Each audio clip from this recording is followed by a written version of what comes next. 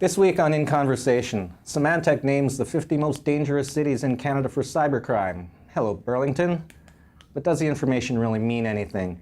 And Ontario enters phase 2 of its electronics recycling program. But first, HP Canada gets a new president and CEO, with longtime leader Paul Saparis moving to the US operation. Computer Dealer News editor Paolo Del Nibletto. The new leader is one Peter Galanis, and HP hasn't made him available for interview. Are you getting a lot of who is this guy from your contacts in the channel? Well, basically nobody knows who he is. All I know is that he is EMC trained, which means he knows how to sell direct. But, you know, he's also had some stints at Xerox, and the last 4 years he's been at the Central Region in HP. And that means that those are two channel-friendly organizations. So I don't think the solution providers in this country have too much to worry about. But there's going to be a new channel chief, and you never know if they are going to see eye to eye. And let's not forget, they're at war with Cisco. So it's going to be a challenging time for Mr. Galinas, or is it Galinas? I'm not sure. I don't know. They haven't made him available for interview. That's true. Yes, it's largely an unknown quantity here in Canada. Absolutely, yeah. Right. So Paul Saparis works his way up through the Canadian operation. I think it may be the only company he's worked for. Yep. At the helm for 12 years.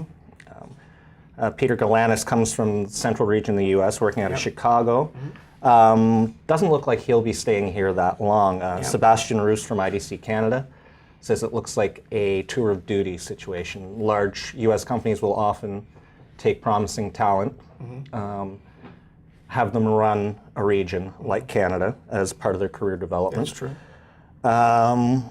And Sebastian said that often tour of duty leaders will focus aggressively on a single strategic issue or goal, knock that one down and move on. He suggests that that goal is going to be trying to catch IBM in the services market in Canada. What do you think? Well, good luck. I mean, we're talking about IBM Global Services, and that's a huge challenge. And I don't think they'll get anywhere near them. But, you know, it could be a generational thing where, you know, HP sort of just chips away year after year after year. And maybe within a decade, you know, they may get equal to them.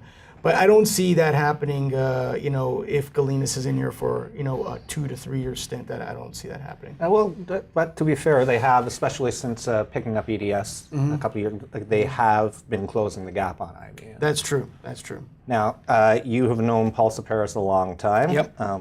Just quickly, what's his legacy and what's the opportunity for him in the States? Well, people in the industry knew that he was looking for a new challenge in his life. In terms of his legacy, I don't think he can do anything more than he's already done. He's accomplished a lot. Let's look at it. He was the top newsmaker in 2003. He is a member of the 40 under 40, the top 40 under 40 club. That's a tremendous accomplishment. And he's also been named the channel visionary for the past 20 years. Those are a lot of great achievements. So I can totally see why he wants a new challenge in his life. CDN spoke to Rick Reed, the president of Tech Data Canada, who knows Paul very well also, and he said he's very excited about this new role. It's a technology support role, it's a North American role, but that's really all I know. Is it better than being the president of HP Canada and being high profile in this country? I'm not sure, but you know, it's a broader role than just being in Canada. So, you know, I'm going to miss him a lot. I think he's a fine individual, terrific leader, always had time for people, and I've always appreciated that. And I wish him all the best.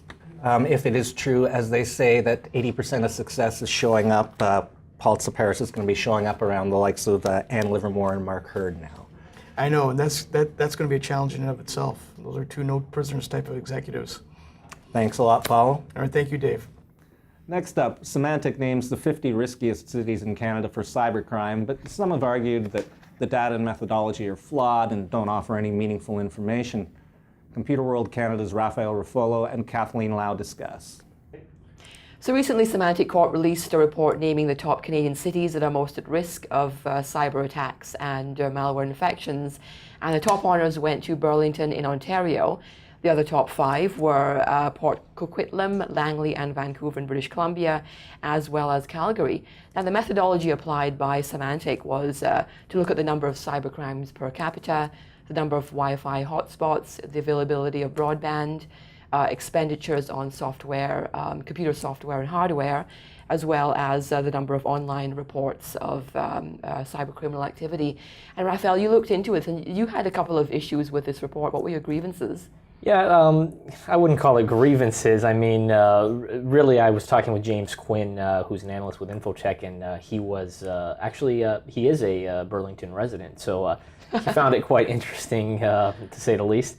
My issue with it, I guess, would be that fundamentally, this isn't really telling us that, you know, it's unsafe to do business in Burlington or live in Burlington or any of those other cities that you mentioned. One of the things that they look into with the methodology that you mentioned was the expenditure of security products, the expenditures on computer hardware. Now that's interesting. One of the things that Quinn told me was that if now Burlington residents are at the top of the list, they go out and purchase antivirus software at their local Best Buy, that's going to show up in next year's data and actually make them increase their chances of getting at the top of the list again. So it's a self-fulfilling prophecy. That was one of the major issues I had with this. Just the areas that they looked at were not the areas that I think showed that these were unsafe. What did you think? Well, the metric that I had an issue with was the number of Wi-Fi hotspots.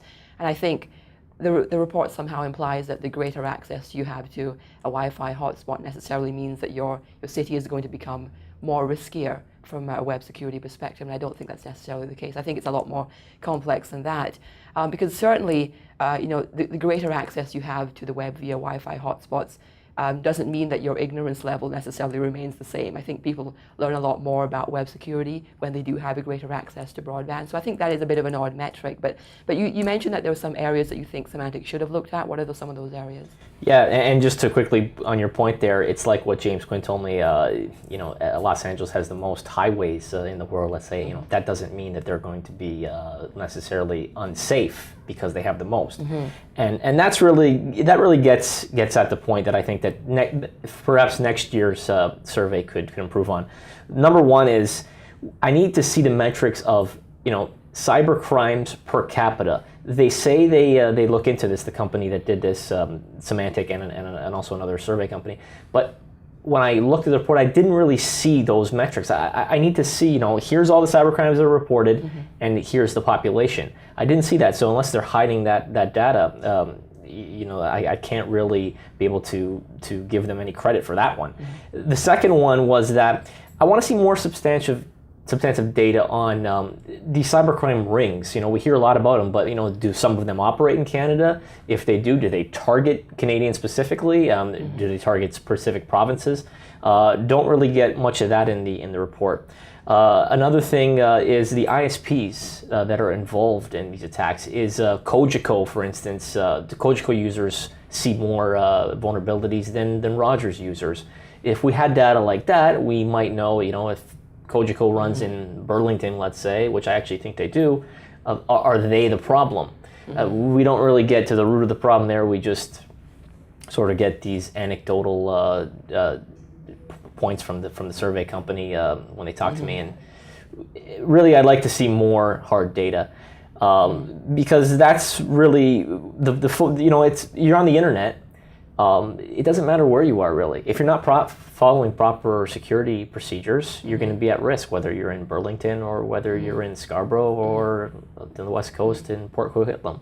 I mean, well, certainly when we look at something like web security, we have to look at a very broad matrix of different factors. It looks like what Symantec has done is to look at certain metrics, but I think it's a lot more complicated than that. So we'll see if they take some of our advice into consideration next year when they do their the next annual report. So throwing this back to Dave Webb and Jennifer Kavur, they're looking at the Toronto's e-waste program. Ontario is calling the first year of its electronic waste recycling program a success. Why are we saying that? Well, a year ago, the Ontario government launched a province-wide electronics recycling program, and it's being led by Ontario Electronic Stewardship. Basically what it is there were, I think, roughly 160, 170 locations around the province where people can go residents as well as businesses can go and drop off their electronics equipment and have it recycled at no charge to them. It doesn't matter what manufacturer, what make, what model, nothing. You just, as long as you take it there, it's being recycled. Now, phase one launched a year ago, and it included devices like TVs, computers, monitors, keyboards. It didn't include certain devices like MP3 players and digital cameras and cell phones. So phase two, a year later, basically now includes all those other products. So there's now a list of 44 products that are going to be accepted for recycling. And also, the locations have more than doubled. So now there's over 500 locations across the province that will accept these devices to be recycled.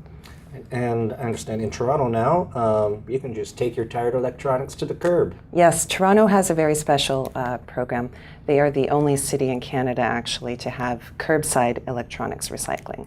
And that launched, I think, in September 2009.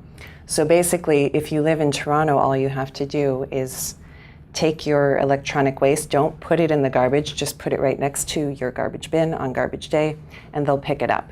And the City of Toronto is working with the Ontario government, so all the phase one and phase two products that are accepted by the Ontario government recycling program are also being accepted by the City of Toronto, so you don't have to worry about getting confused over which devices you can or can't recycle. And the city's also coming out with these free green e-waste bags. So if you have little devices like the cell phones and stuff like that, you can put it in the bag. And then people that live in apartments are going to get these special waste bins resembling the blue bin, but for electronic waste. This is all backed by a pretty aggressive ad campaign. Yes, yeah, they are launching April 1st today, a province-wide campaign that I think they are running electronic billboards in 6 cities around the province. All the TTC platforms are going to have ads, all the GO trains, transit buses.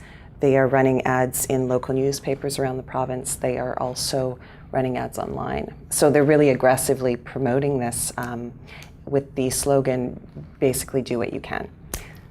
Thank you very much, Jennifer, and thank you. We'll see you again next week.